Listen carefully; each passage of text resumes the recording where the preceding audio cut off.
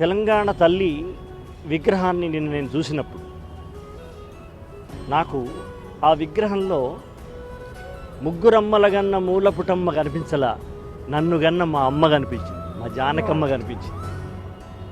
ముగ్గురమ్మల మూలపుటమ్మ, మురారులమ్మ, చాలా పెద్దమ్మ కనిపించలా, మా అమ్మ కనిపించింది.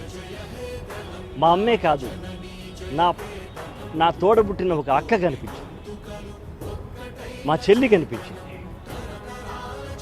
సాధారణ మధ్యతరగతి దిగువ కుటుంబాల ఒక రైతు వనిత కనిపించింది, మా అమ్మ కనిపించింది, తెలంగాణ నేలమ్మ కనిపించింది. అందుకు నేను ఈ రకమైనటువంటి అమ్మను తీసుకొచ్చినందుకు నేను ఈ ప్రభుత్వానికి శిరసాభివందనం, మనసాభివందనం, హృదయాభివందనం.